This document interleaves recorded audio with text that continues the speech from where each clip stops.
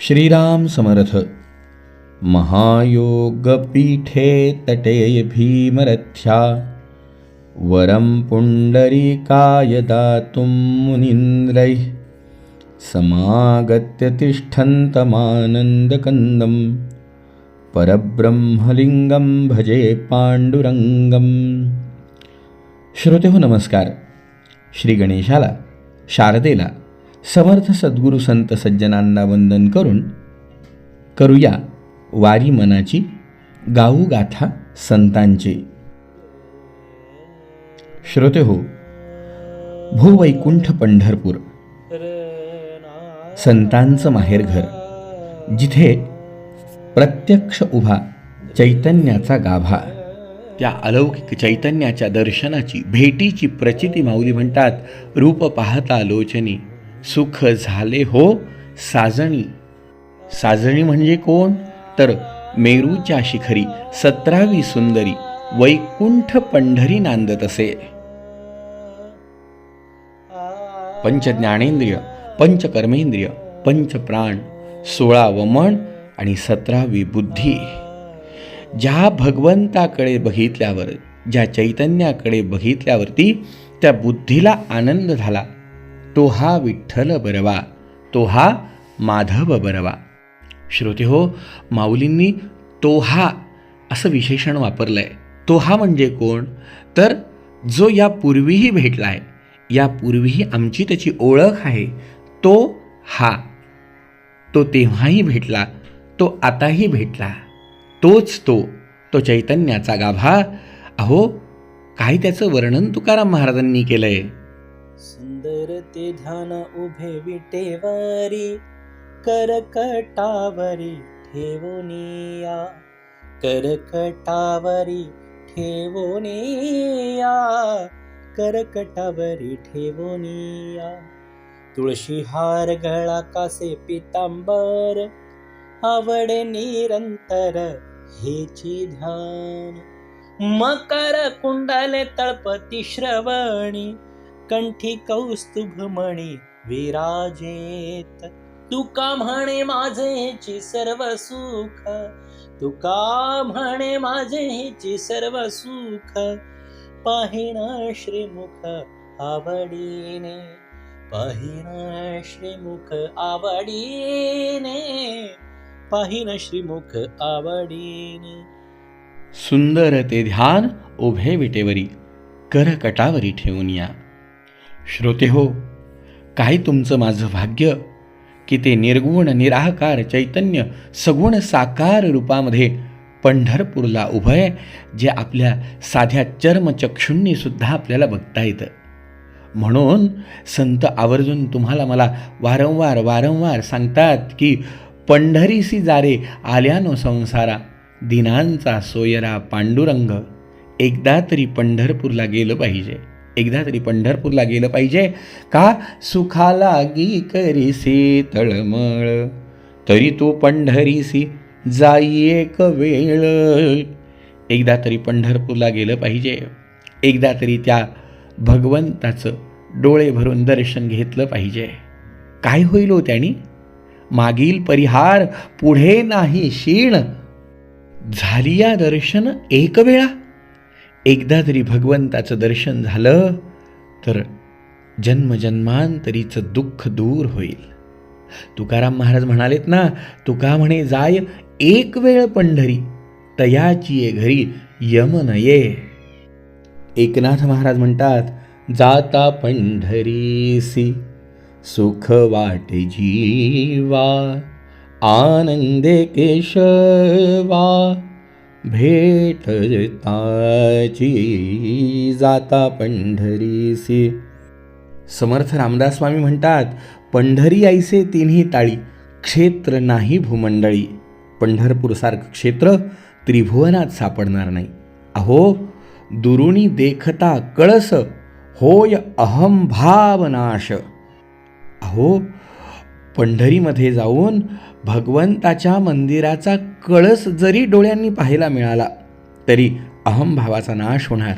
रामदासा झाली भेट, विठ्ठल पायी दिली मिठी. संत चोखामेळा म्हणतात, धन्य ते सभाग्य नर आणि नारी, करिता ती वारी पंढरीची. एकदा तरी पंढरपूरला गेलं पाहिजे, एकदा तरी भगवंताची भेट घेतली पाहिजे. पण पंढरीला जायचं ते कसं? वाहनाने? मोटारगाडीने? नाही हो मंडळी. आमचे वामन पंडित म्हणाले, तीर्थान गेला कधी पावलान. पायी जायचं. एकदा तरी तीर्थयात्रा पायी करायची. कधी जर पायी तीर्थयात्रेला गेलो नाही ना, तर तीर्थान गेला कधी पावलान, हरितयाला कधी पावला न. तीर्थाला, यात्रेला, भगवंताला भेटायला जायचं, पण पायी जायचं. जर भगवत प्राप्ती करून घ्यायची आहे तर पायी गेलं पाहिजे. पायी गेलं नाही तर हरितयाला कधी पावला न, भगवत प्राप्ती नाही. मोटारगाडीने प्रवास होईल, पण पंचज्ञानेंद्रिय, पंचकर्मेंद्रिय, पंचप्राण, 16वं मन, 17वी बुद्धी, या सगळ्या ठिकाणी भगवंत स्थिर व्हावा असं वाटत असेल तर त्याकरता पायी यात्रा घडणं गरजेचं आहे. म्हणून तर अगदी माऊलींपासनं पंढरपूरला एकदा तरी वर्षातून पायी गेलं पाहिजे, असा दंडक सगळ्या संतांनी आपल्या जीवनामध्ये घालूनच घेतला आणि आपल्यालाही वारीचा मार्ग दाखवला. श्रोते हो, आपल्या पूर्वजांनी अगदी नियमाने संतांच्या मागे हा वारसा चालू ठेवण्याचा प्रयत्न केला. पण हळूहळू काळाची गती बदलली. काळाच्या गतीबरोबर मनुष्याची जीवनशैली बदलली, मनुष्याचा व्यवहार बदलला, मनुष्याच्या गरजा बदलल्या आणि मग या गरजांच्या पूर्ततेसाठी माणसाची सुरू झाली ती धावपळ. दिवस रात्र रक्ताचं पाणी करून मनुष्य संसारासाठी झटायला लागला. पण या सगळ्या संसाराच्या धावपळीमध्ये हरवलं ते काय? मनःशांती. हरवलं ते काय? तर आनंद. हरवला तो काय? आत्मोन्नतीचा मार्ग. डोळ्यासमोर काय? तो फक्त प्रपंच, प्रपंच आणि प्रपंच. या प्रपंचातून 15-15 दिवस, महिनाभर वेळ काढून पायी वारीला जाणं फार दूर गेलं, फार दूर गेलं. म्हणतात ना, बुडते हे जन न देखवे डोळा. ही जनमाणसाची स्थिती संतांना बघवल्या जाणार नव्हतीच. म्हणून कळवळा येतो चित्ती. संतांच्या अंतःकरणामध्ये आपल्याबद्दल कळवळा निर्माण झाला. आजच्या या काळाच्या पाऊलखुणा तेव्हा संतांनी ओळखल्या, म्हणून संतांनी त्यावेळेला लिहून ठेवलं. तुकाराम महाराज म्हणाले, अरे मनुष्या, पंढरी पंढरी म्हणता पापाची बोहरी.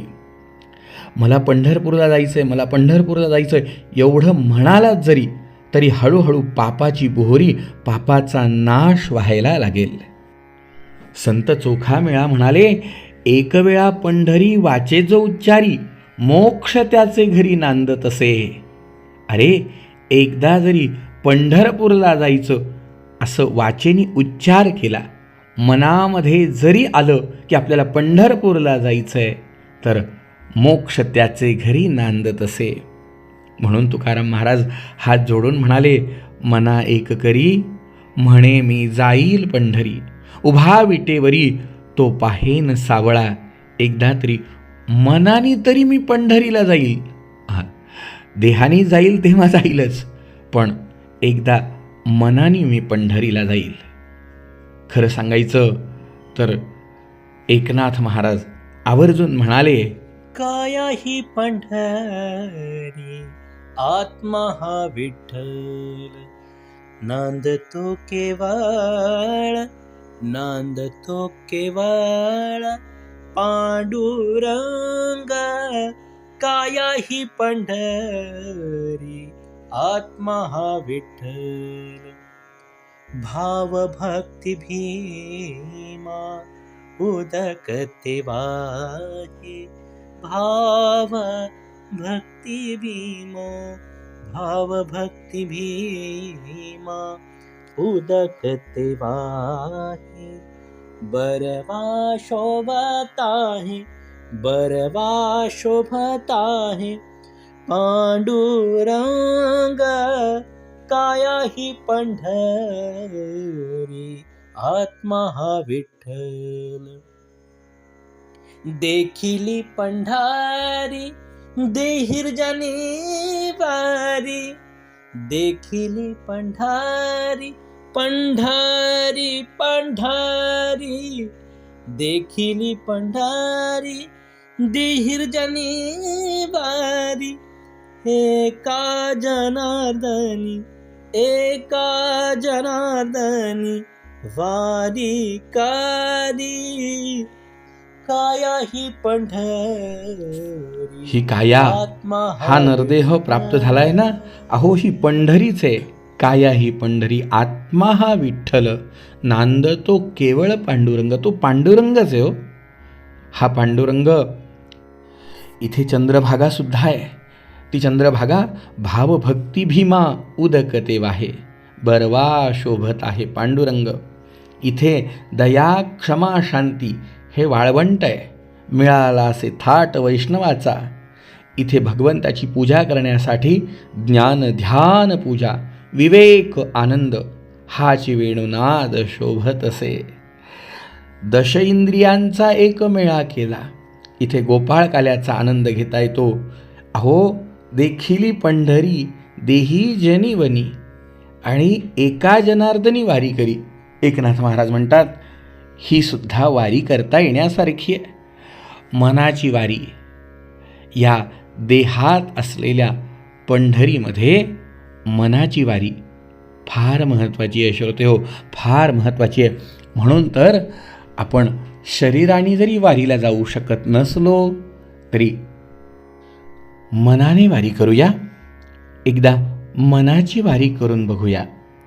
तो आनंद तो सोहळा या देहामध्ये कसा निर्माण करता येईल याचा अभ्यास करूया. व्यवहाराच्या ठिकाणी करूया आणि अंतःकरणाने पंढरपूरला जाऊया. एवढ्यासाठीच श्रोते हो एक मनाची वारी करू असा संकल्प मनात आला आणि डोळ्यासमोर दिसला तो वैष्णवांचा मेळा. आपण सगळे मिळून यात सहभागी झालो तर त्याचा आनंद निश्चितच द्विगुणित होणार. एवढ्याकरता हा शब्दांचा प्रपंच. खरं तर आनंद घ्यायचा आहे तो मनाचा. सगळ्यांना सहभागी करून घेण्यासाठी प्रपंच तो शब्दांचा, पण आनंद घ्यायचा आहे तो मनाचाच. म्हणूनच मुहूर्त साधायचा आहे माऊलींच्या दिंडीच्या प्रस्थानाचा. येणाऱ्या 8 जुलै 2026ला माऊलींच्या दिंडीचं प्रस्थान होणार. श्रोते हो आपण आपल्या मनाच्या दिंडीचं प्रस्थान करूया. हळूहळू पंढरपूरची वाट मनाने धरूया आणि मग मनाने वाट धरत असताना रोज सूर्योदयाला या मनाने पंढरपूरचा महिमा, पंढरपूरला जाण्यासाठी संतांची झालेली तळमळ, भगवंताला भेटण्यासाठी संतांनी केलेला अट्टहास आणि त्यांच्या देहामध्ये प्रगट केलेला तो आत्मानंद आपणही आपल्या देहामध्ये प्रगट करून घेण्याचा प्रयत्न करूया. या निमित्ताने रोज ऐकूया एका संतांचं दिव्य चरित्र, अलौकिक चरित्र, की ज्या चरित्राच्या श्रवणाने निश्चितच आपलं अंतःकरण पवित्र होईल, काया वाचा मन हे भगवंतमय होईल आणि आषाढी एकादशीला पंढरपूरच्या पांडुरंगाचं दर्शन आपल्या अंतःकरणामध्ये झाल्याची अनुभूती आपल्याला येईल. तर सगळे आपण आप्त इष्ट मित्र बंधू यांसह या मनाच्या वारीत सहभागी होऊया आणि 8 जुलैपासनं आषाढी एकादशीपर्यंत रोज श्रवण करूया वारी मनाची, गाथा संतांची ही प्रवचन मालिका. श्रोते हो, या प्रवचन मालिकेचं आणखी एक वैशिष्ट्य म्हणजे शब्दसुमनांबरोबर संतांच्या दिव्य रचना, संतांचे दिव्य अभंग आपल्या स्वरसुमनांनी सुशोभित करणार आहेत आमचे परमस्नेही परममित्र श्री जानकीदास सावंगीकर सर. हे स्वरबद्ध करणार आहेत संतांचे अभंग, जे आपला हा आनंद आणखीनच द्विगुणित करतील. आमच्या आनंदासाठी केलेला प्रयत्न आपणा सगळ्यांचाही आनंद द्विगुणित करेलच. यासाठी आपण आपल्या आप्त इष्ट मित्र बांधवांसह या वारी मनाची गाथा संतांची या उपक्रमामध्ये सहभागी व्हाल एवढी आशा व्यक्त करतो. क्रमाक्रमाने ही मालिका प्राप्त होण्यासाठी आपण आपल्या या अविरत दासनवमी महोत्सव या यूट्यूब चॅनलला लाईक, शेअर आणि सबस्क्राईब करू शकता, जेणेकरून आपल्याला ही मालिका सहज उपलब्ध होईल. तर पुन्हा भेटूया बुधवार दिनांक 8 जुलै 2026 सकाळी ठीक 6 वाजता. जय जय रघुवीर समर्थ.